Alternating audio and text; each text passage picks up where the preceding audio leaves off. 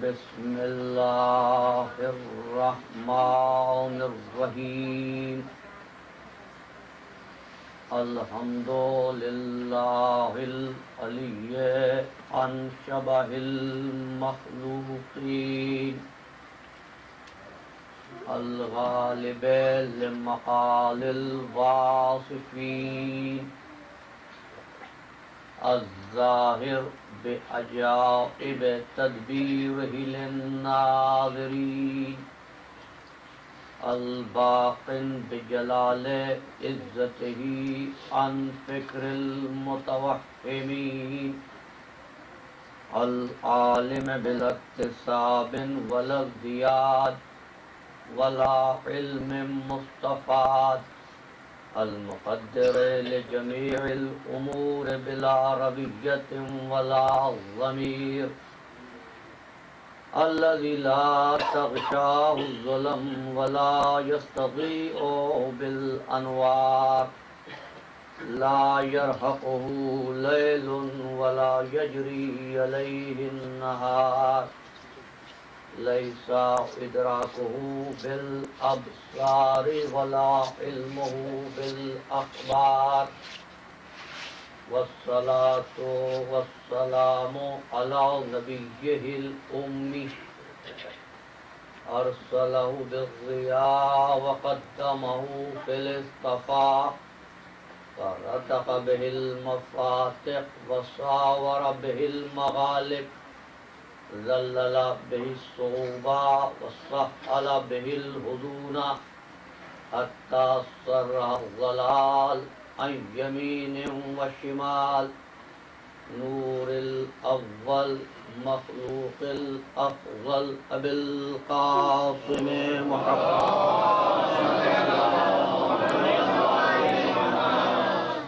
وأهل بيت الطيبين الطاهرين المعصومين المظلومين الذين أذهب الله عنهم الرجس وطهرهم تطهيرا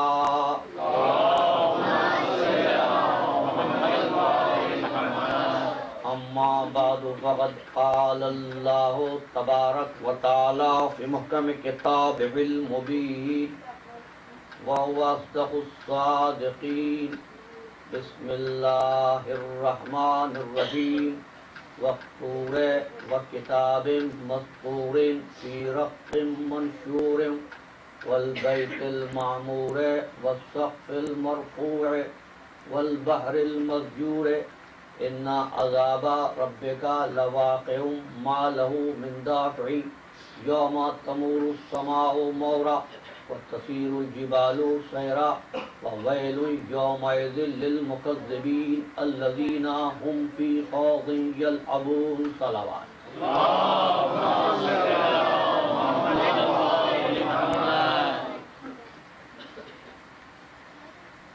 انسانیت اور ارتباط عالم کے عنوان پر آج ہمارے سلسلہ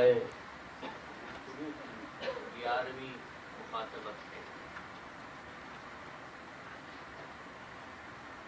آنے والی قریب بروز ملک اس موضوع کے اس عنوان کے خلاصے میں ہوگی۔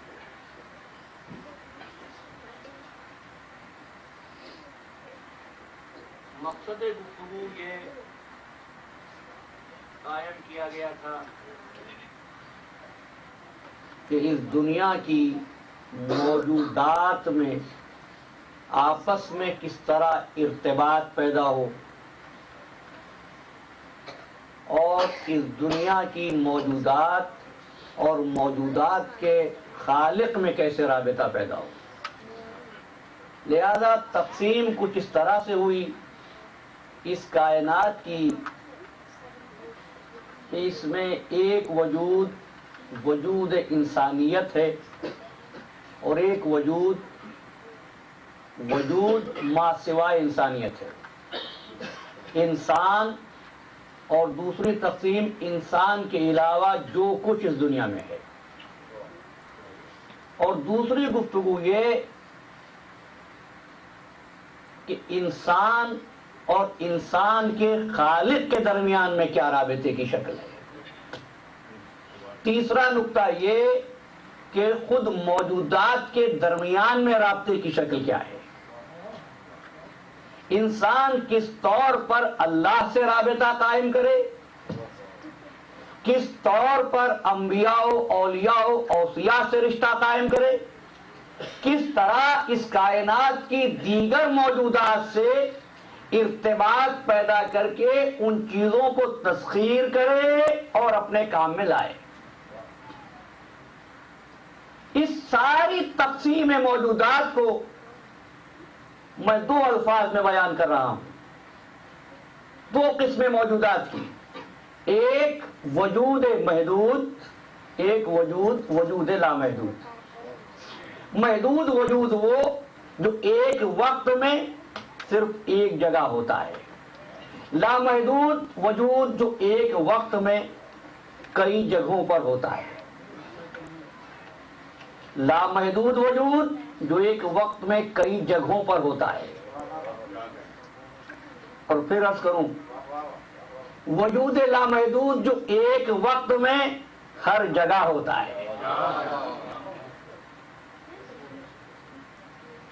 وجود جب محدود ہوتا ہے تو اس کے حد کے دو نام ہیں، ایک زمان، ایک مکان.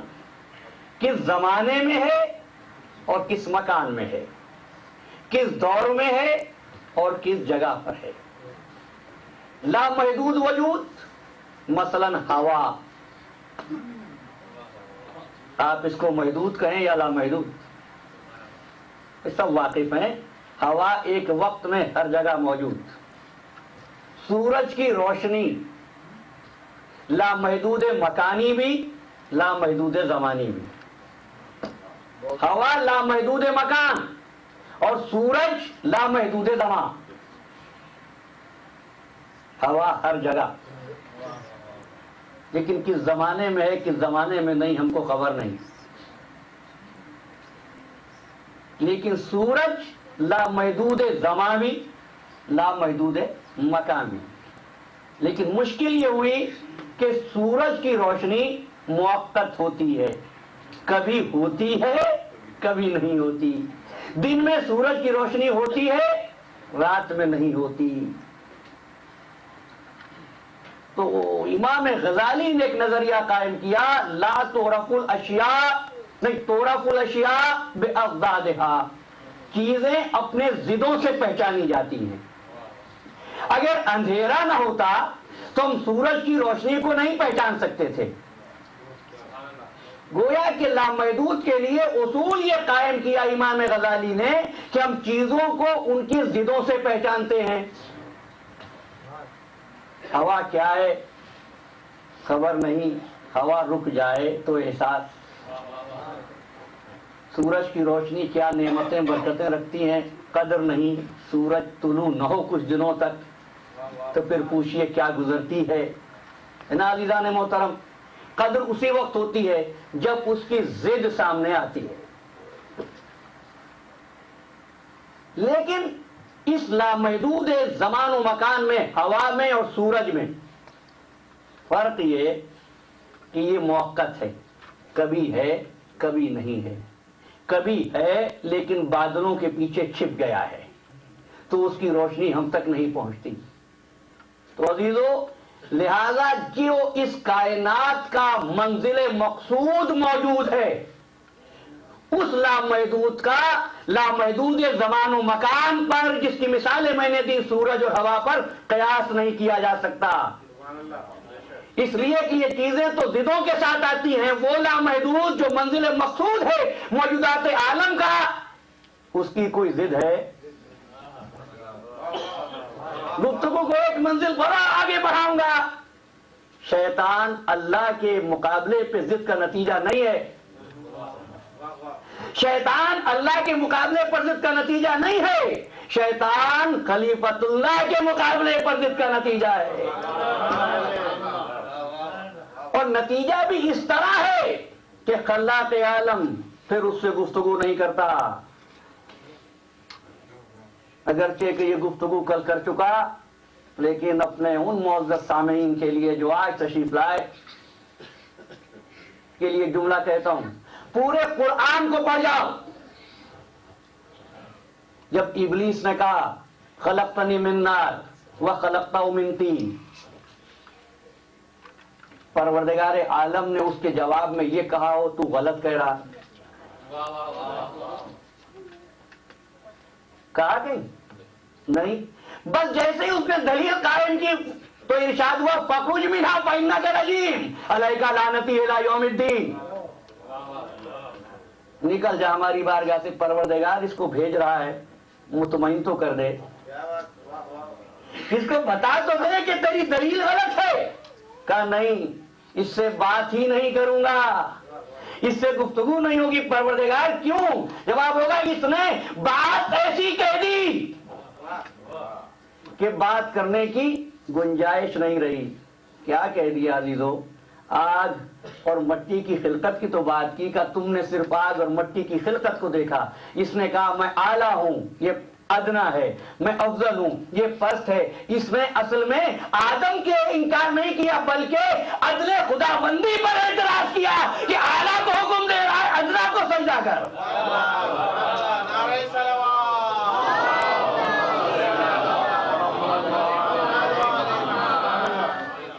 तो अजीजों, अगर अदल को उसूल आए दीन से खारिज कर दिया जाए तो अल्लाह गुफ्तगू के काबिल भी नहीं समझता।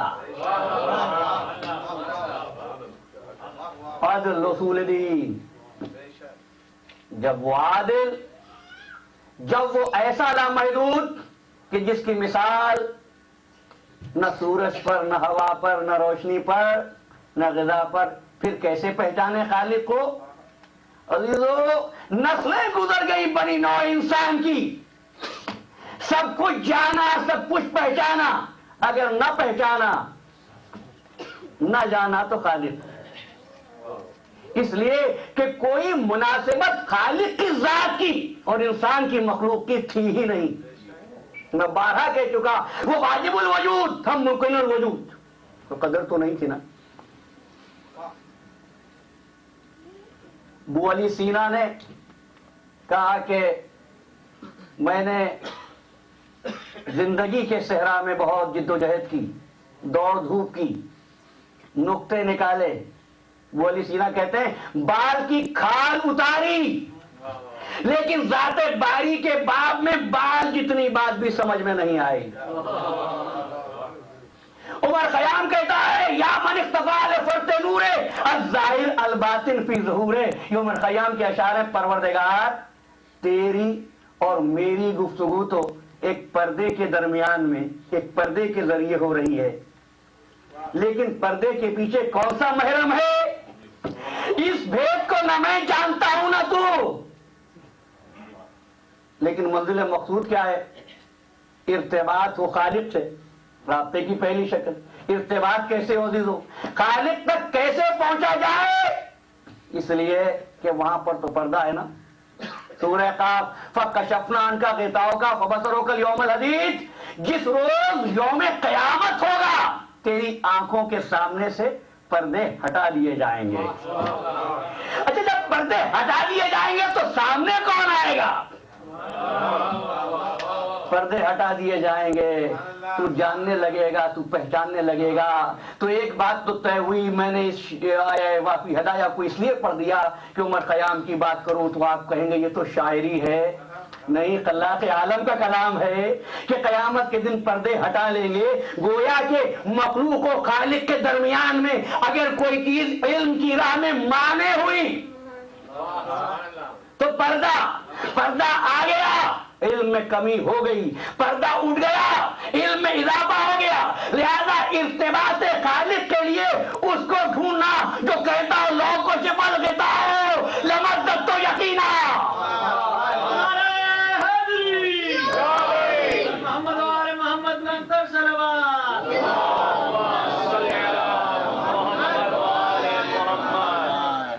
लौ को کشف الغطاء لمزددت یقینا، اگر تمام پردے چاک کر دیے جائیں تو بھی میرے علم میں کوئی اضافہ نہیں ہوگا۔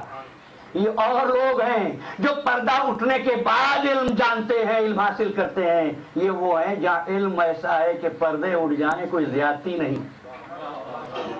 کوئی زیادتی نہیں۔ اب ایک بات اور کہہ دوں تاکہ بچوں کی سمجھ میں بات آ جائے۔ عزیزان گرامی، آپ سے کوئی خوش ہے یا ناراض، نوجوانوں کے لیے جملہ ہے، آپ کیسے معلوم کرتے ہیں؟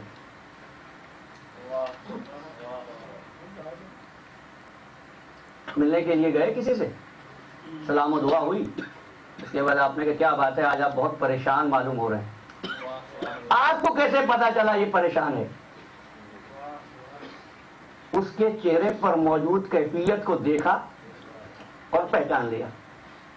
کیا بات ہے آج آپ بہت خوش نظر آ رہے ہیں، چہرے کو دیکھا اور پہچان لیا۔ جب خوش تھا تو چہرے کا رنگ اور تھا، جب ناراض ہوا چہرے پر کیفیت اور تھی۔ گفتگو ہو رہی تھی بہت ہی اچھے ماحول میں کہ یک مخاطب کا چہرہ بدل گیا کہ کیا بات ہوئی، میں نے کون سی ایسی بات کہہ دی کہ آپ برہم نظر آ رہے ہیں؟ یہ مثال ہے عزیزان محترم، کون سی ایسی بات ہوئی کہ آپ نے کہا اس لیے کہ جب انسان خوش ہوتا ہے تو چہرے پر ایک رنگ ہوتا ہے، جب ناراض ہوتا ہے چہرے پر دوسری کیفیت ہوتی ہے، کیفیتوں کے آنے اور جانے سے تغیر واقع ہوتا ہے۔ اب پوچھتا ہوں، جب خوش تھا دوسرا رنگ، ناراض ہوا دوسرا رنگ، کیا خالق کا کچھ چہرہ ہے؟ ہاں دیدو، اگر خالق کبھی خوش ہو جائے، وہ جملہ تو کئی مرتبہ ہمارے پردہ سماج سے بھی ٹکرایا، ایسے کام کرنا اللہ راضی ہو جائے، ایسے کام نہ کرنا جس سے اللہ ناراض ہو جائے۔ اگر اللہ کبھی راضی ہو جائے کبھی ناراض ہو جائے تو اس کے چہرے میں بھی تغیر واقع ہو جائے گا، جیسا مخلوق میں ہوتا ہے۔ لیکن میرا پروردگار تغیرات سے بلند ہے، ماورا ہے، منزہ ہے، وہاں پر تبدیلی نہیں ہوتی۔ مخلوق چاہتی ہے وہ راضی ہو، اس کا راضی ہونا پتہ نہیں چلتا۔ یہ نمازیں کیوں پڑھتے ہیں آپ؟ اللہ راضی ہو جائے۔ روزے کیوں رکھتے ہیں؟ اللہ راضی ہو جائے۔ آپ کو عادت ہے چہرہ دیکھ کر پتہ چلانے کی، اور خالق کی شان یہ کہ اس کا چہرہ نہیں۔ لہذا اللہ نے مخلوق کی اس مجبوری کو پیش نظر رکھتے ہوئے تخلیق کائنات کے پہلے روز کچھ چہروں کو وہ بھلا بنا کے دنیا کے سامنے پیش کر دیا۔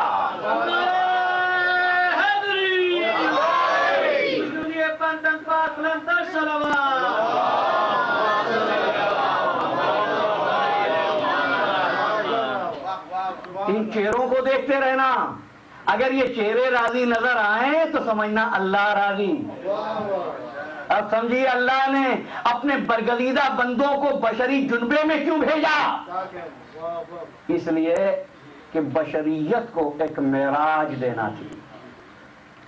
دعوی قدرت کیا تھا؟ میں گزشتہ دو روز سے عرض کر رہا ہوں، دعوی قدرت کیا تھا کہ ہم نے اس بنو آدم کو بزرگی دی ہے، احسن تقویم کے ساتھ خلق کیا ہے، فتبارک اللہ احسن الخالقین۔ خلق ہم نے بہت سی مخلوقات کی ہے، لیکن اس کو دوسروں سے بہتر بنایا ہے، افضل بنایا ہے۔ کیوں؟ اس لیے کہ یہ معروف سے مجہول کا پتہ چلاتا ہے، یہ معلوم سے نامعلوم کا پتہ چلاتا ہے۔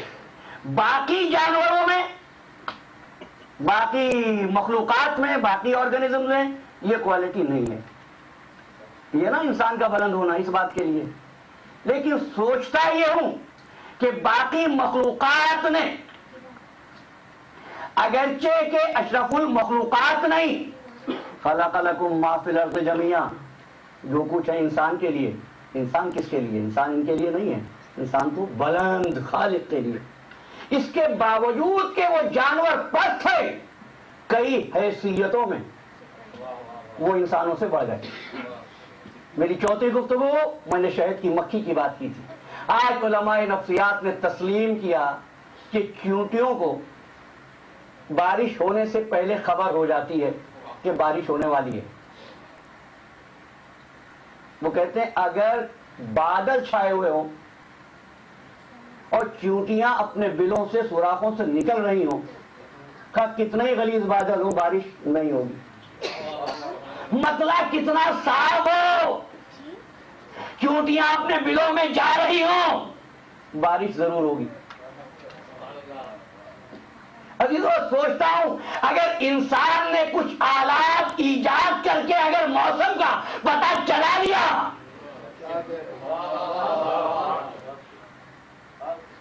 تو کون سا کمال کیا، کون سا کمال کیا۔ اور پھر یہ کہ جانوروں کے بچے پیدا ہوتے ہی اپنی غذا کی تلاش کرنے لگتے ہیں۔ ایک انڈا لے آئیے، مرغی نہیں انڈا، اس میں سے بچہ نکل آتا ہے، آج کل تو نئے نئے طریقے ہیں، ہے نا۔ بچہ اگر نکلے تو اس کا مشاہدہ کیجئے، کیا ہوتا ہے، پیدا ہوتے ہی اپنی چونچ زمین پر مارنے لگتا ہے، دانا ان کا ڈھونڈنے لگتا ہے۔ اسی طریقے سے اپنا گھر بنانے کی کوشش میں تنکے جمع کر کے گھونسلہ بھی بناتا ہے۔ کسی نے اس کو سکھایا ہے؟ کسی نے اس کو سکھایا ہے؟ نہیں۔ عزیزان محترم، لیکن انسان کا بچہ پیدا ہوتے ہوئے کس قدر محتاج ہوتا ہے، کس قدر مجبور ہوتا ہے، وہ کتنا تیز، یہ کتنا غبی، کتنا سست۔ چاہیے یہ جو پیدائش میں تیز ہو وہ اور زیادہ تیز ہو جائے، اور جو پیدائش میں غبی تھا وہ اور سست ہو جائے۔ نہیں، پیدائش میں تیز کہاں پہنچتا ہے؟ جانوروں کا اسیر، انسانوں کا اسیر۔ انسان اپنے دام میں لے لیتا ہے، قید کر لیتا ہے، اپنے لیے استعمال کرتا ہے۔ اور وہ انسان جو ابتدا میں غبی تھا، سست تھا، محتاج تھا، اپنے بدن پر سے مکھی ہٹانے کے لائق نہ تھا، وہ اتنا آگے ہوا کہ خلا کی وسعتیں سمٹ گئیں، مریخ پر کمندے ڈالنے لگا۔ تو ایک بات یاد رکھیے گا، انسان کا بچہ پیدا ہوتے ہی چلتا نہیں، مچھلی کا بچہ پیدا ہوتے ہی تیرتا ہے۔ اصول یہ، حالانکہ انسان اشرف المخلوقات، تو اصول یہ کہ جس کو تربیت کی ضرورت تھی اس کو محتاج بنایا، جہاں معاشرے کی ضرورت نہیں تھی وہاں تیز بنایا۔ اس کو تربیت اس لیے دی کہ یہ اپنے علم کے حصول میں اسماء سے شروع کرے اور یقین کی منزل تک پہنچ جائے۔ اس لیے جو پہلی منزل ہے نا عزیزو، وہ ہے علمہ آدم الاسماء کلہا۔ بات نام سے شروع ہوئی، پہلے نام سیکھتا ہے، پھر غور و فکر کرتا ہے، پھر جاننے لگتا ہے، دیکھی ہوئی چیزوں سے اندیکھی چیزوں کو معلوم کرتا ہے۔ جیسا میں نے کہا کہ معروف سے مجہول کا پتہ چلاتا ہے، جب معروف سے مجہول کا پتہ چلاتا ہے تو اس کے سامنے دو چیزیں آتی ہیں، جس کے ذریعے پہچانتا ہے وہ ہے معرف، جس کو پہچانتا ہے وہ ہے معرف۔ توجہ کیجئے، معرف کے ذریعے معرف کا پتہ چلاتا ہے، معرف جو ظاہر ہے، معرف جو چھپا ہوا ہے۔ مثلا کائنات کو دیکھا، خالق کا پتہ چلایا، تو یہ کائنات کے موجودات ہو گئے معرف، پہچان کرانے والے، اور خالق کون؟ معرف۔ اگر یہ دو لفظ آپ کو یاد رہ جائیں تو کہتا ہوں اللہ کو پہچاننا ہے، ہمارے سامنے ارشاد آ گیا عارف اللہ باللہ۔ دیکھیے بہت سے فتاوی اس حدیث کی بنیاد پر قائم ہوتے ہیں۔ عارف اللہ باللہ، اللہ کو اللہ کے ذریعے پہچانو، اللہ کو اللہ کے ذریعے پہچانو۔ تو جس اللہ کو پہچاننا ہے وہ تو ہوا معرف، جس سے پہچاننا ہے وہ ہے معرف۔ اللہ دو تو نہیں ہے، اللہ دو تو نہیں ہے، اللہ ایک واحد بھی نہیں، احد ہے۔ اس لیے کہتے ہیں اللہ کا ذکر کرو تو کسی اور کو درمیان میں نہ لانا، اللہ سے مانگنا، اللہ کو پکارنا، دوسروں سے مانگو گے تو شرک ہو جائے گا۔ لیکن مشکل یہ ہے کہ اس اللہ کو کہاں ڈھونڈے جس کو معرف کا۔ بہت توجہ کیجیے گا، بڑی نازک منزل ہے جہاں سے میں گزر رہا ہوں۔ میرے لیے یہ پل صراط ہے کہ ہم مجھے کس طرف آپ پھینک دیں، لیکن میں آپ کو دعوت فکر دے رہا ہوں، اللہ کو اللہ کے ذریعے پہچاننا۔ اللہ کو تو دیکھا نہیں، تو اللہ کے ذریعے کیسے پہچانے؟ تو اس نے انتظام کیا کہ میں تمہارے درمیان رابطے کے لیے بشری جنبہ دیکھ کر ایک آیت اللہ کو بھیجوں گا، اور اس کی زبان سے سنو گے، قولوا لا الہ الا اللہ، کہہ دو لا الہ الا اللہ اور فلاح پاؤ۔ تو اللہ کا تصور سب سے پہلے زبان محمد سے سنا۔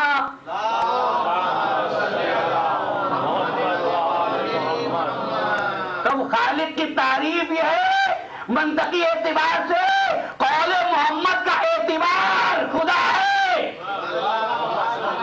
نعرہ تکبیر، نعرہ رسالت، نعرہ حیدری، مشہودی پنتن پاک برندہ صلوات۔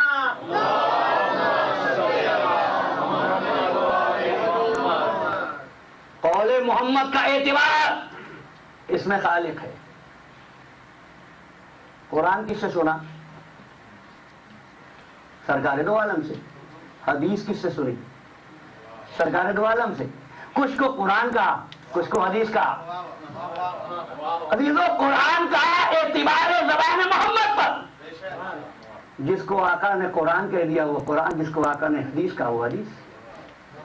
اعتبار کا یہ ٹھیک ہے، یہ سارے دلائل مولانا منطقی ہیں، فلسفے والے ہیں، اس کی حقیقت کیا ہے؟ خالق نے کہا یہ بھی بتاؤں گا۔ ہر جگہ پر غیر خدا آ جائے، آنے دے، لیکن عبادت میں نہ آئے۔ عبادت میں آیا نہیں اور شرک ہوا نہیں، عبادت میں نہ آئے۔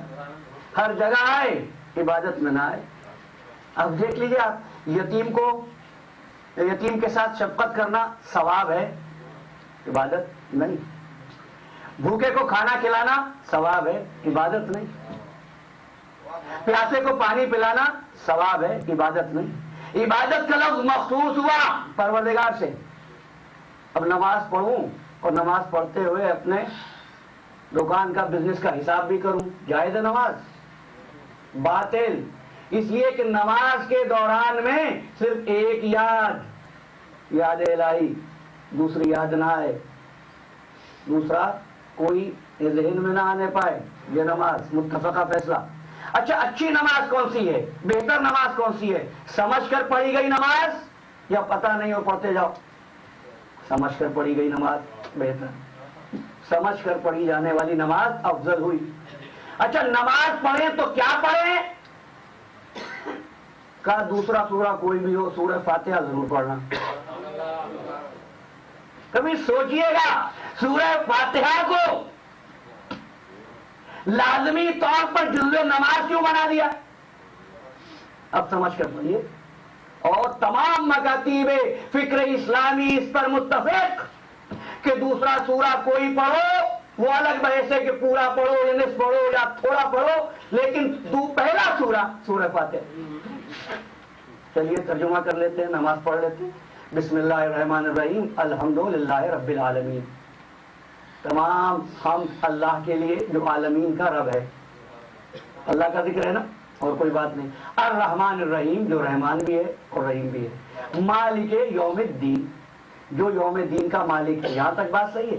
اہدنا الصراط المستقیم، پروردگار ہم کو سیدھا راستہ دکھا دے۔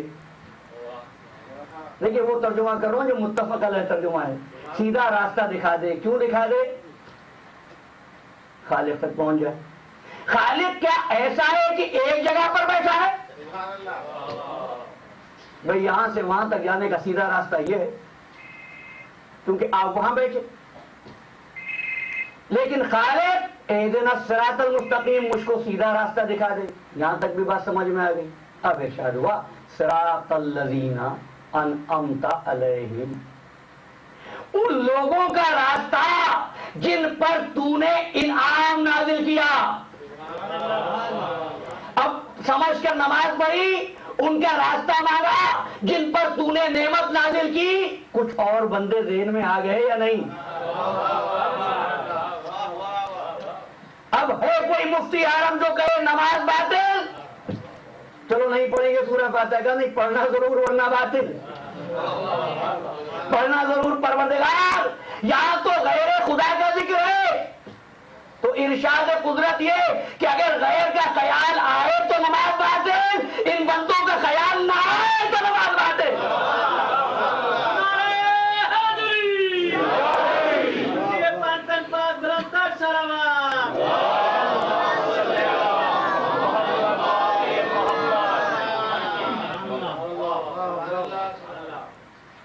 پروردگار ان کا ذکر نہ آئے تو نماز باطل، ان کی یاد نہ آئے تو نماز باطل، دوسروں کی یاد آئے تو نماز باطل، کیوں؟ کہ اس لیے کہ ہم نے ان کو انسان کبیر بنا کر روح کلی عطا کی ہے، روح کلی عطا کی ہے۔ تو یہ بات بس ایک ہستی تک صحیح، چلو تسلیم کرتا ہوں، لیکن ایک بات بتانا، جو ذات قابل تقسیم نہ ہو اس سے تعلق رکھنے والا کوئی تقسیم ہوگا؟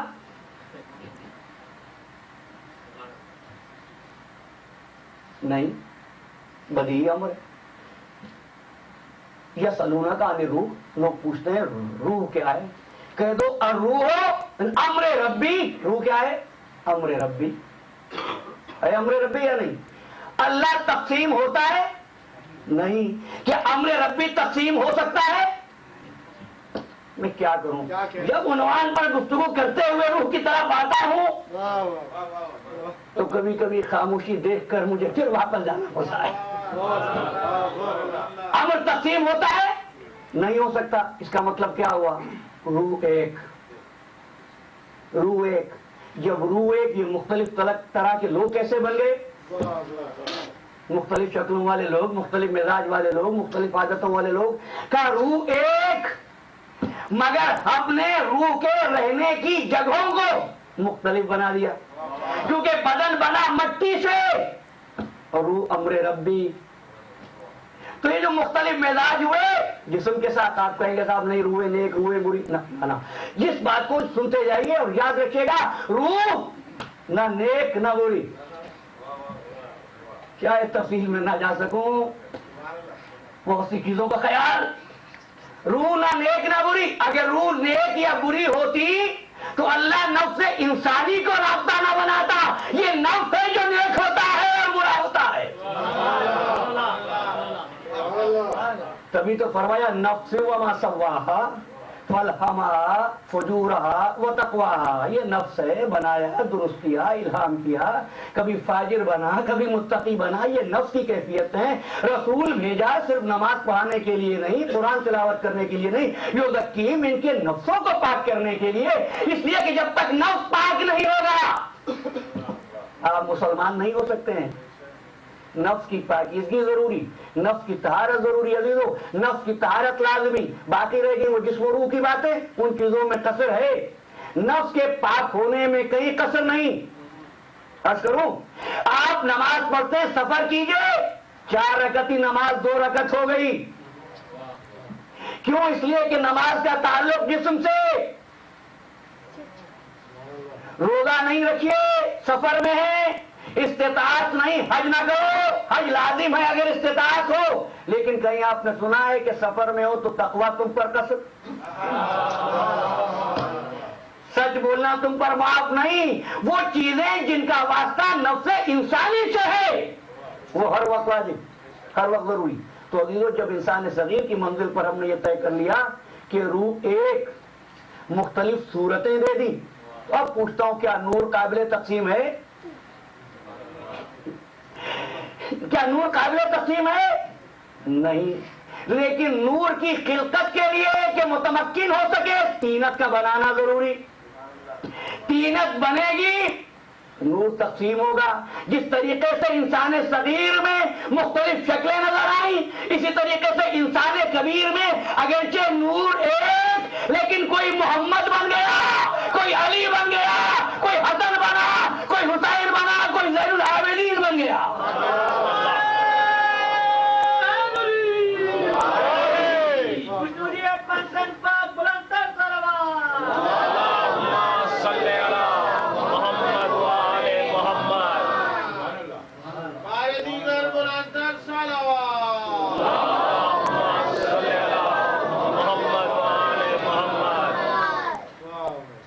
وقت کا دامن ہمیشہ تنگ رہا.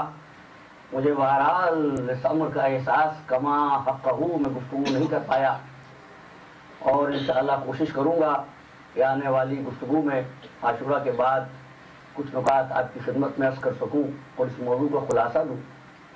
لیکن یہ بات طے ہوئی کہ قوتیں ملی، روح ایک، صفات الگ الگ، عادتیں الگ الگ، خواص الگ الگ، مزاج الگ الگ. آپ سخی ہیں، آپ بہادر ہیں، آپ علم پھیلانے والے معلم مبلغ بھی ہیں، لیکن آپ کی یہ صفت کام اس وقت کرے گی جب اس کی ضرورت ہوگی. بھائی صفت سخاوت تو تھی، اگر زندگی بھر کوئی سائل ہی نہ آئے تو سخاوت ظاہر کیسے ہوگی؟ بہادر تو ہے، کوئی مارے گا پیش ہی نہیں آیا.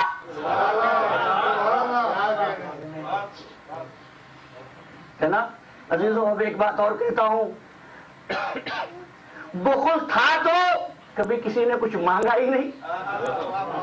یہ دونوں زبان میں نے کہا یہ پلے سرات ہے، دونوں چیزیں ساتھ ساتھ ہیں. اس لیے کہ موقع آئے گا تو ظاہر ہوگا کہ فلاں نے جنگ کیوں نہیں کی، فلاں نے سلوک کیوں کر لی، فلاں نے جنگ کیوں کر لی. عزیزوں صلاحیتیں سب تھی، موقع آتا، موقع آیا تو تلوار بھی اٹھائی، اور موقع آیا تو گردن میں رسن بھی لوگوں نے دیکھی. جیسا جیسا موقع ہے صفات اس طریقے سے ظاہر ہوتی ہیں، اس لیے کہ ان کے اور خالق کے درمیان میں یہ رابطہ موجودات عالم میں ارتباط پیدا کر رہا ہے.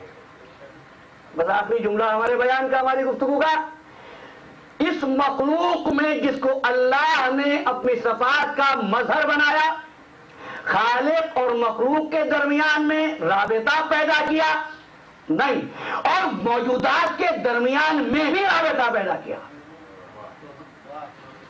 کیا صرف آپ زندہ ہیں؟ نہیں،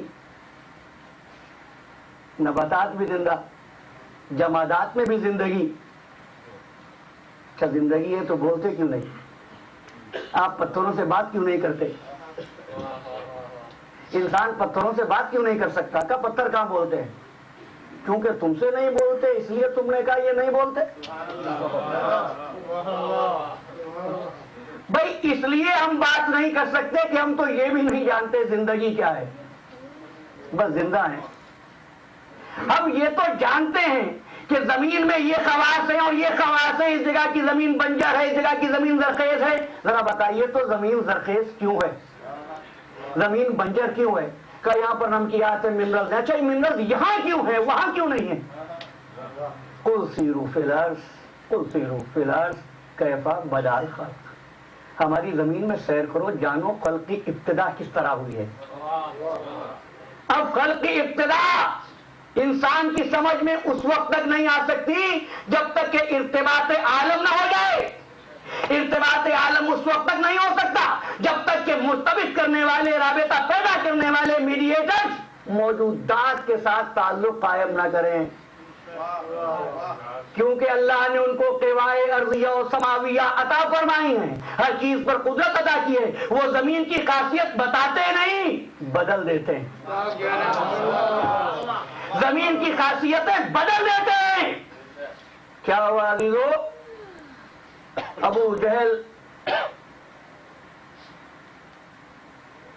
نے کچھ چیزوں کو ہاتھ میں چھپایا اور کہا کہ اے محمد اگر تم اللہ کے رسول ہو، صلوات پڑھ دیجیے،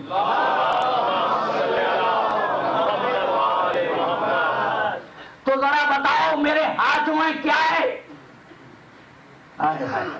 غور کیجیے گا، ابو جہل نے کہا بتاؤ میرے ہاتھ میں کیا ہے. تو کیا تھا وہ چیز؟ ابو جہل کے لیے حاضر، حضور کے لیے غائب تھی نا. نبی سے غیب کے بارے میں سوال کر رہا تھا. کافر تھا، کافر تھا، لیکن یقین تھا کہ نبی غیب کی خبریں جانتا ہے. کب بتاؤ تو میرے ہاتھ میں کیا ہے؟ فرمایا میں بتاؤں یا وہ چیزیں بتا دیں تجھ کو کہ میں کون ہوں. اور ارشاد فرمایا میرے آقا نے تو ایک بس انگریزوں نے آواز دی اشہد ان کا محمد رسول اللہ.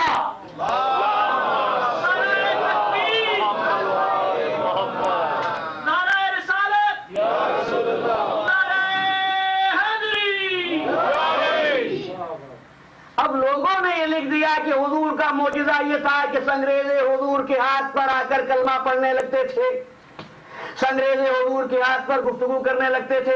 میں کہتا ہوں یہ کوئی معجزہ ہے؟ جن کو قدرت ہے کائنات کے ذرے ذرے پر, ان کے لیے یہ معجزہ کیا ہے؟ معجزہ یہ نہیں کہ سنگریز باتیں کرتے تھے, معجزہ یہ ہے کہ سنگریزوں کی گفتگو جس کو انسان عام حالات میں نہیں سنتا, ارتباط ہو جاتا تھا اسی کے ذریعے اور سننے لگتا تھا.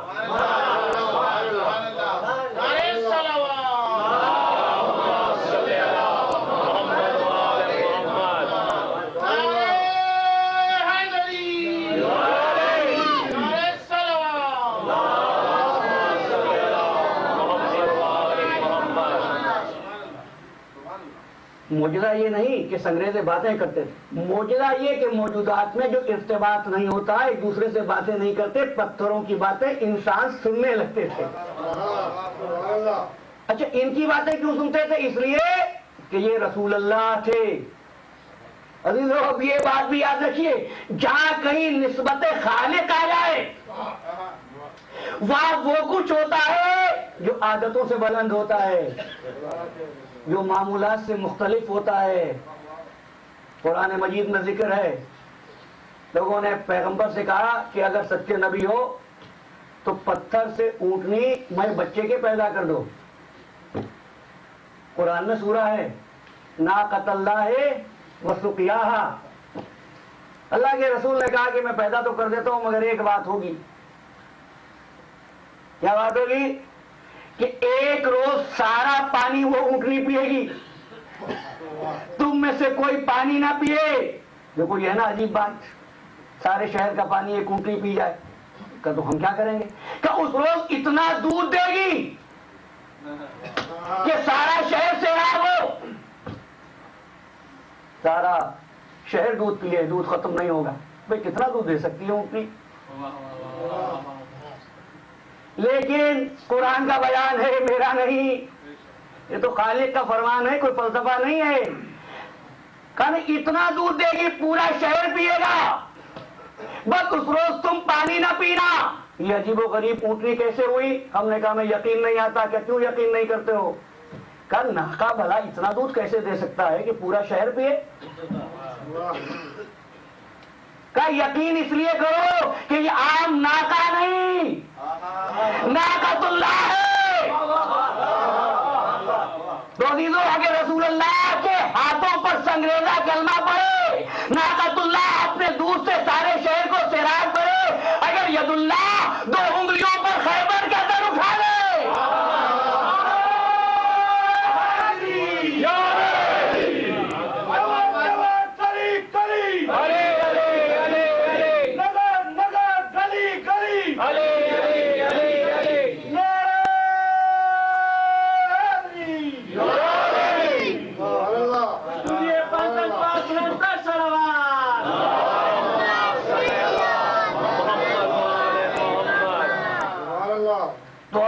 ساری نسبتیں پروردگار سے, ساری نسبتیں پروردگار سے. اور یہ نسبتیں تب ہی ہوتی ہیں جب خالق کے نور کا مظہر بن جائے. بھائی کتابیں سب تھیں مگر چونکہ قرآن اللہ کی کتاب, کتاب اللہ ہو گئی. گھر سب تھے لیکن خانہ کعبہ بیت اللہ ہو گیا. اور یہ تو چہرے سب تھے, چہرہ علی کلام اللہ ہو گیا.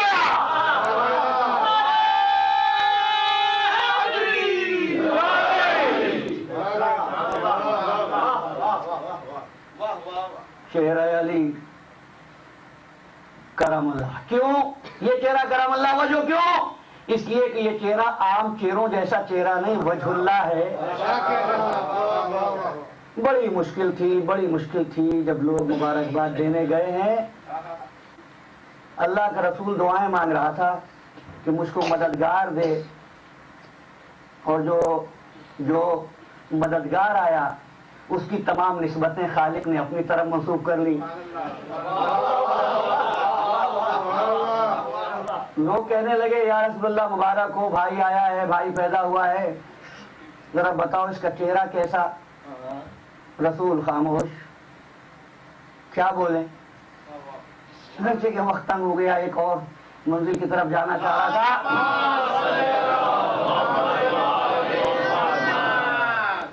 میں نے کہا روح نہ نیک نہ بد، نفس ہے نفس، تو اس بات پر کوئی ملت غرور نہ کرے، ہمارا نبی روح اللہ ہے۔ اب میں اپنے رہنما کا تعارف کراتا ہوں۔ پوچھا یا رسول اللہ بچے کی شکل کیسی؟ رسول خاموش، اس لیے کہ بچہ اس کی شکل پر جس کے گھر میں آئے، لیکن جس کے گھر میں پیدا ہوا اس کا کوئی چہرہ نہیں، کوئی شکل نہیں۔ آواز آئی محمد سوچتے کیا ہو؟ کہہ دو چہرہ وجہ اللہ ہے، کہہ دو زبان لسان اللہ ہے، ہاتھ ید اللہ ہے۔ اب تعارف ہوتا گیا کہ محمد کہاں تک گنواؤ گے؟ کہہ دو نفس نفس اللہ ہے۔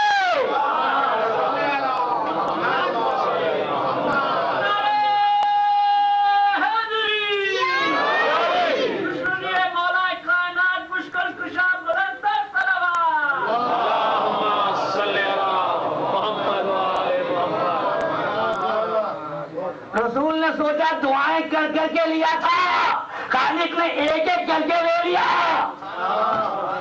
تو فوراً کا یعنی لہموں کا لہمی و دموں کا دمی، تیرا گوشت میرا گوشت، تیرا گوشت میرا گوشت۔ تو بات طے ہوئی کہ علی کا اپنا کچھ نہیں،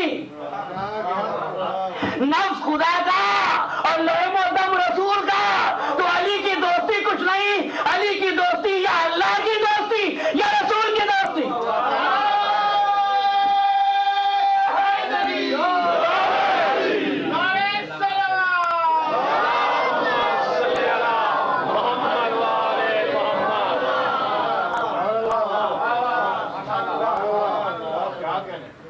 تبھی تو ارتباط عالم کے لیے اللہ کے رسول نے جاتے ہوئے نسخہ دے دیا۔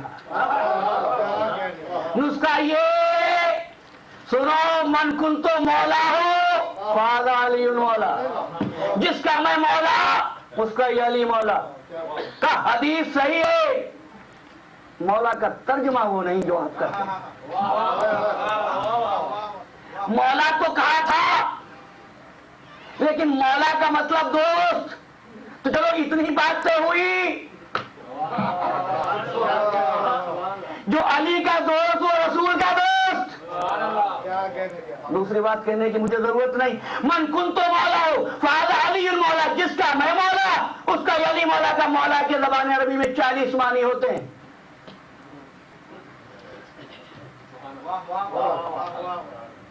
یہاں پر دوست کے معنی ہیں، حاکم کے معنی نہیں ہے، یہاں پر دوست کے معنی ہے۔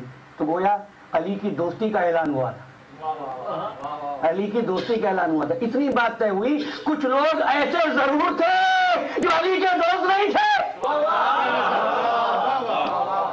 لیکن ہمارا کام ہے اتحاد، ہمارا کام ہے یکجہتی، ہمارا کام ہے یگانگت۔ لہذا اس آخری گفتگو میں ایک پیغام دیتا ہوں۔ دیکھو ملت اسلامیہ کو اختلاف لفظ مولا پر نہیں ہے، مولا کے ترجمے پر ہے۔ جس سے اختلاف ہو اس کو ختم کرو، ترجمہ ہی نہ کرو۔ تم بھی کہو علی مولا، ہم بھی کہو علی مولا۔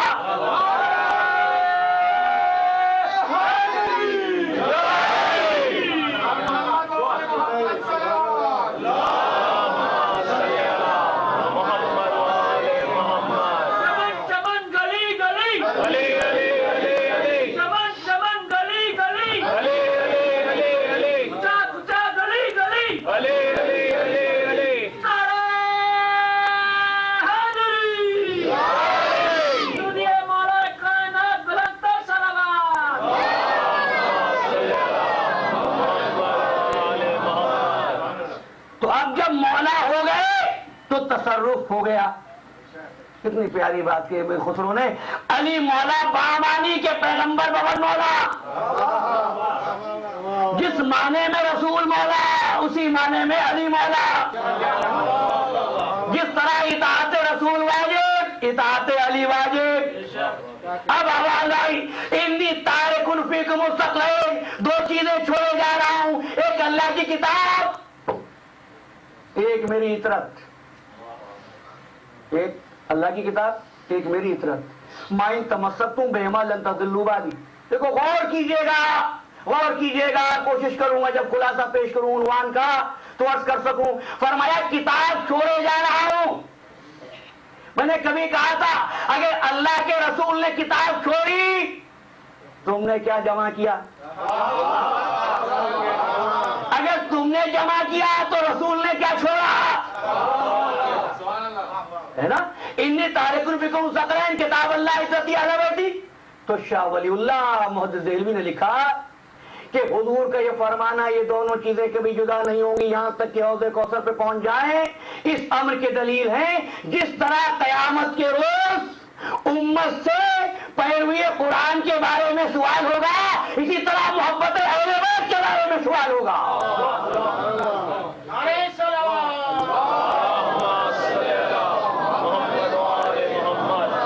تبھی تو اللہ کے رسول نے مودت قربا کو فروع دین میں نہیں اصول دین میں شامل کیا، اس لیے کہ فروع دین کا بدل ہوتا ہے.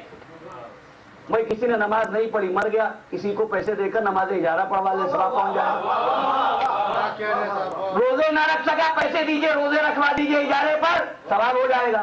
حج کرنے کی خواہش ہے، ضعیفی ہے، بڑھاپا ہے، کسی کو حج بدل کرا دیجئے. یہ ہے فروع دین. عزیزان محترم، کسی کو توحید پہ ایمان نہیں تھا، آپ کسی کو پیسے دے کے کیا اس کو توحید پر یقین دلوا سکتے ہیں؟ نہیں. کیا اس لیے کہ توحید اصول دین، نماز و روزہ فروع دین. تو یاد رکھنا محبت اہل بیت فروع دین نہیں اصول دین ہے. اسی لیے محبت نہیں مودت مانگی، محبت نہیں مودت مانگی. اس لیے کہ محبت مانگتے کہتے ہیں محبت بھی کوئی مانگنے کی چیز ہے. محبت کی نہیں جاتی ہے عزیزو، محبت ہو جاتی ہے. لیکن اللہ کے رسول نے فرمایا مودت کرو، مودت. بس ایک جملہ، کائنات میں محبت اس نقطے کا نام جہاں پر اپنی ذات ختم ہو جائے، اور مودت اس نقطے کا نام جہاں پر محبت قربان ہو جائے. سب سے بڑی محبت ماں کی محبت. ہر چیز ماں قربان کر دیتی ہے بیٹے پر، قربانی دیتی ہے. ماں جیسی محبت دنیا میں نہیں ہے. محبت کی منزل ہے نا جہاں کائنات کی ہر شے قربان، وہ ہے مقام محبت. اور جہاں پر محبت قربان، وقت نہیں ہے قرآن کی آیتیں پڑھتا جاؤں اور اپنے بیان کو ثابت کرتا جاؤں. جہاں پر محبت قربان اس کا نام ہے مودت. ہر ماں چاہتی ہے بیٹا تندرست رہے، زندہ رہے، توانا رہے، پھلے پھولے، ترقیاں کرے. ہر ماں بیٹے کو درازی عمر کی دعا دیتی ہے، اس لیے کہ مقام محبت ہے. عزیزو جب مقام مودت آتا ہے تو محبتیں اس طرح قربان ہوتی ہیں. ہر ماں دعا مانگتی ہے پروردگار کہ سب سے پہلے میرے بچے کی لاش آئے. بس ختم ہو گئی ہماری گفتگو. اب تاریخ کائنات کی اورا گردانی کرو اور ان ماں کو ڈھونڈو جو اپنے بچوں کی لاشوں کا انتظار کر رہی تھی. عزیزو چشمے کائنات نے بس ایک ہی بار یہ منظر دیکھا ہے، اور یہ منظر کربلا سے پہلے نہ نظر آیا نہ کربلا کے بعد. اللہ تمہارے گھروں کو آباد رکھے، تمہارے بچوں کے سروں پر تمہارا سایہ سلامت رہے. اپنے بچوں کے ساتھ آباد و شاد رہو، ان کی خوشیاں دیکھو، آپ کی مجالس میں آتے رہے، آپ کے حسن سماعت کا معترف شکر گزار. یہ والنٹیئر جو کام کر رہے ہیں وہ ان کا شکر گزار، جو اس امام بارگاہ کی خدمت عطیات سے کرتے ہیں وہ ان کا شکر گزار. मैं सबका शुक्रगुजार हूँ, मैं उन लोगों का भी शुक्रगुजार हूँ जो अगरचे मिल्लत से नहीं लेकिन पार्टी के लिए उन्होंने हमको हमारे साथ ताउन किया। मैं ये बातें इसलिए आज कहता हूँ कि कल रात कोई बात नहीं हो सकेगी, कल तो इस घर में एक नहीं 72 जनाजे होंगे। मैं तो सिर्फ शुक्रिया का लफ्ज ही कह सकता हूँ, अजर नहीं दे सकता। अजर तो हुसैन की दुखियारी माँ फातिमा ज़हरा तुमको देगी। इसलिए कि रोने वालों में तुम अकेले नहीं हो, तुम्हारी आवाजों में किसी दुखियारी की आवाज भी है जो ये कह रही है, परवरदिगार ये मेरे बच्चे पर आंसू बहा रहे हैं, परवरदिगार इनके बच्चों को सलामत रखना। आशूर की रात है, क़याम हुसैनी से अल-अतश की सदाएं बुलंद हो रही हैं। बच्चे सूखे मशकीज़े लिए हुए कभी अब्बास की तरफ देखते हैं, कभी अली अकबर की तरफ देखते हैं, और आलम यह है कि अब थोड़ी देर के बाद घोड़ों के टापों की आवाजें आती हैं। अब जब घोड़ों के टापों की आवाजें तासुआ के दिन आई,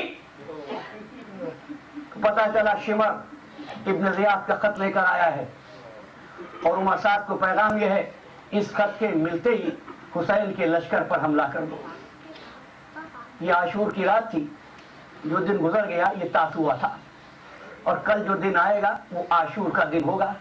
ये बात भी सुनते जाइए, कल का दिन तुम्हारा आम दिनों से मुख्तलिफ होना चाहिए, इसलिए कल का दिन वो है जिस रोज अल्लाह का रसूल सर बरहना था, पाप बरहना था, जिसकी दाढ़ी खाक व खून से अजी हुई थी।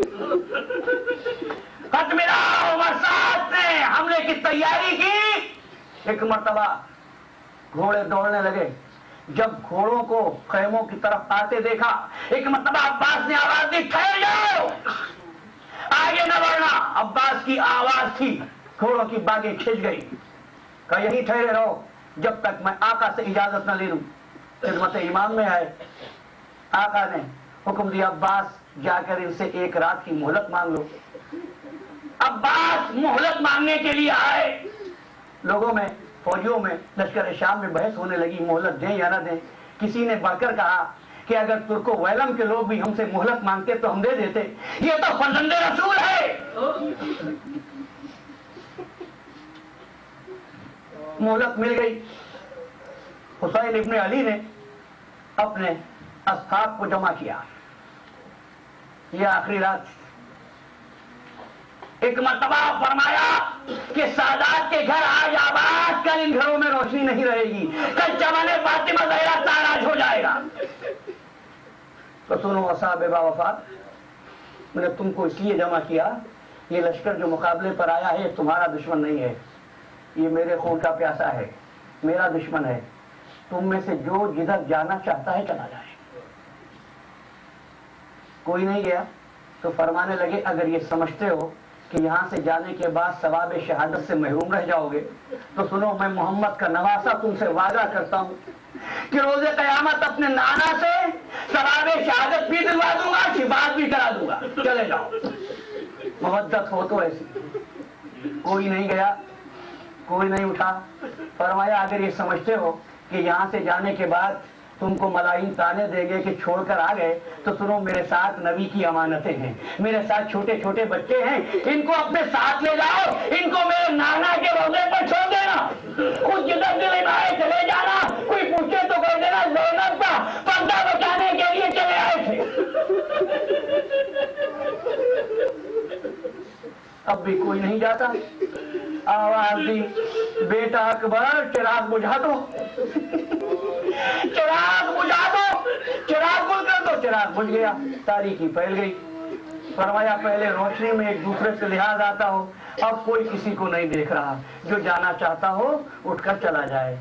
हज़ादारों कोई उठा तो नहीं, अलबत्ता तारीकी में कुछ आवाजें जरूर सुनाई दी, कुछ आवाजें जरूर सुनाई दी जिसको कोई देख ना सका। जब तकरीबन 15 सातों के बाद चिराग दोबारा रोशन किया गया तो क्या देखा کہ ضعیفوں نے کمر کو کس لیا تھا، جوانوں نے تلواروں کو باہر نکال لیا تھا، بچے اپنی ایڑیوں پر کھڑے ہو گئے تھے، وزن رسول اگر 100 مرتبہ زندگی ملے 100 مرتبہ میں وزن رسول تیرے بارے زندہ نہیں رہیں گے۔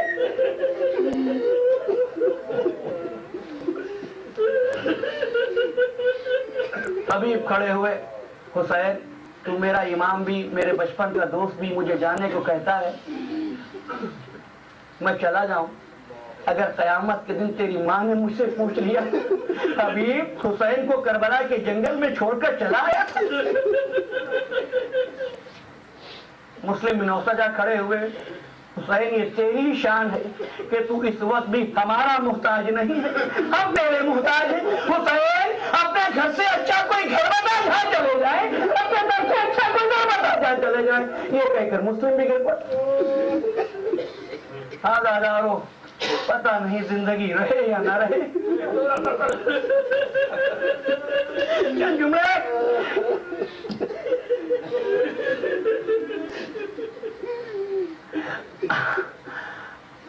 عزیزوں کی نمائندگی میں ایک مرتبہ عباس کھڑے ہوئے، بدن کانپ رہا تھا، ایک ہاتھ تلوار کے قبضے پر تھا، کھڑے ہوئے کا سیدی و مولائی، عباس پہ ٹھہرے، دوسری مرتبہ کہا ابن رسول اللہ۔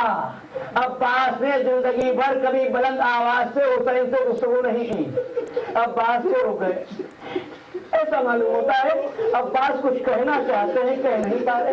تیسری مرتبہ کا سیدی و مولائی، اب بجائے اس کے کہ عباس حسین سے کچھ کہتے، ایک مرتبہ نظر پر اٹھی، اب عباس حسین جانے کو کہتے ہیں۔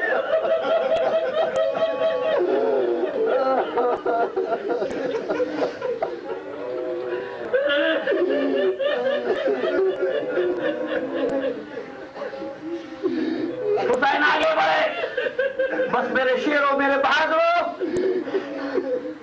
میرے جیسے عذاب نہ میرے بابا کو ملے نہ میرے نانا کو ملے۔ جاؤ اپنے اپنے خیموں میں مرنے کی تیاری کرو، کل قربانی کا دن ہے، عبادت کرو۔ سب اپنے اپنے خیموں میں گئے، مصلے بیچ گئے، کوئی تلاوت قرآن کرنے لگا، کوئی نماز پڑھنے لگا، کوئی عبادت کرنے لگا۔ کربلا کا صحرا اس طرح تسبیح و تحلیل کی آوازوں سے گونجنے لگا جس طرح شہد کی مکھیوں کی آوازیں۔ یہ جملہ متفق ہو کر تمام مقاتل نے لکھا۔ حسین کیا کرتے ہیں؟ کبھی اپنے خیمے میں ہوتے ہیں، کبھی اصحاب کے درمیان میں آ کر بیٹھ جاتے ہیں، تسبیح پروردگار کرتے ہیں، اور کبھی اصحاب کے پاس سے اٹھ کے بیویوں کے خیموں میں جا کر دیکھتے ہیں بیویاں اپنے بچوں کے ساتھ کیا گفتگو کر رہی ہیں۔ اسی عالم میں ایک مرتبہ آ کے فضا نے کہا مولا شہزادی یاد کر رہی ہیں۔ زینب کیا بات ہے؟ کہا بھیا بیٹھ جاؤ، بھائی بیٹھ جاؤ۔ حسین بیٹھ گئے، بہن نے بھائی کی گردن میں بائیں ڈال دی۔ کہا حسین جب مدینے سے چلے تھے مجھ کو اس وقت بھی کچھ رنگ تھا لیکن میں نے کچھ نہ کہا، جب مکے سے نکلے اس وقت بھی میرا دل لرزا، میں نے کچھ نہ کہا، جس وقت کربلا کی زمین پر اترے اس وقت بھی کچھ نہ کہا، اس خیال سے کہ کہیں ایسا نہ ہو میرے بھائی کو برا لگ جائے۔ حسین بھائی ایک بات پوچھنا چاہتی ہوں، اور کوئی بات نہیں بس اتنا بتا دے یہ کون سی عورت ہے جو ہمارے خیموں کے دوسری طرف؟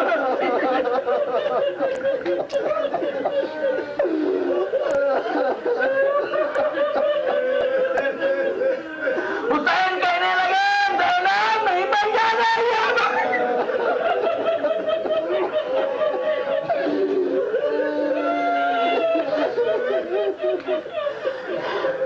یہ ہماری ماں فاطمہ زہرا ہے۔ گھبراؤ نہیں زینب، تم گھبرا گئی تو بچوں عورتوں کو کس کے حوالے کروں گا؟ زینب میری منزل تو کل ختم ہو جائے گی، تیرا امتحان تو باقی ہے۔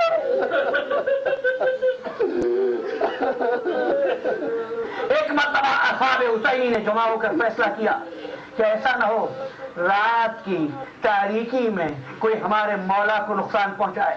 صاحب نے کیا باتیں طے کی؟ 2 باتیں. ہماری زندگی میں مولا کے اعزاء میں مولا کے بچوں میں سے کوئی بچہ زخمی نہ ہو اور حسین پر آنچ نہ آئے. لہذا ہم سب باری باری خیمہ حسین پر پہرا دیں گے. اب سب پہرا دینے لگے. دوسری طرف لشکر شام میں ایک میٹنگ ہوئی.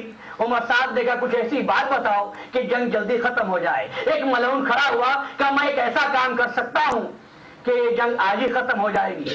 بس مجھ کو اجازت دے, اگرچہ کہ میں مارا جاؤں گا لیکن میرے بچوں کی سفارش کتنے لحاظ سے کر دینا, میں آج ہی رات میں جا کے حسین کو قتل کر دیتا ہوں. یہ ملعون وہاں سے اٹھا اور جس وقت خیمہ حسین کی جانب بڑھا ہے اس وقت خیمہ حسین پر ہلال ابن نافع پہرا دے رہے تھے. ایک مرد کو آتے دیکھ کر ایک مرتبہ ہلال نے آواز دی, کون ہے؟ ٹھہر جاؤ. کھڑا, کیا بات ہے, کہاں جاتے ہو؟ کہا مجھے مولا سے کچھ باتیں کرنا ہے. کہا ہاں حسین حاجت روائے عالم ہے, ضرور ملو, لیکن ٹھہرو, اپنی تلوار یہاں پر چھوڑ دو. تلوار اس کے ہاتھ میں تھی. کہا نہیں, میری توہین ہے کہ میں تلوار چھوڑ کر جاؤں. کہا نہیں, میں تلوار لے جانے نہیں دوں گا. جب تلوار اٹھا کے وہ بڑھنے لگا, ایک مرتبہ ہلال آگے بڑھ کے کہتے ہیں کہ ایک قدم بھی آگے بڑھے تو تیرا سر بدن سے جدا کر دوں گا. یہ آواز حسین نے خیمے سے سنی. بارہ ہلال, کس سے باتیں کر رہے ہو ہلال؟ کہ مولا شخص آنا چاہتا تلوار کے ساتھ آتا, میں اس کو تلوار کے ساتھ آج کے خیمے میں نہیں آنے دوں گا. ہماری جانیں قربان. اصحاب حسین پر حسین کہنے لگے ہلال اسی طرح آنے دو. اب حکم امام جو مل گیا تو ہلال خاموش ہو گئے, لیکن ہلال بھی اس کے ساتھ خیمے میں داخل ہوئے. جتنی دیر وہ باتیں کرتا رہا ہلال کا ہاتھ اس کی تلوار پر رہا. حسین دیکھنے لگے, مسکرانے لگے کہ آقا اب کچھ نہ کہیے گا, آقا اب کچھ نہ کہیے گا. میں کہوں گا ہلال اس وقت کہاں تھے جب کی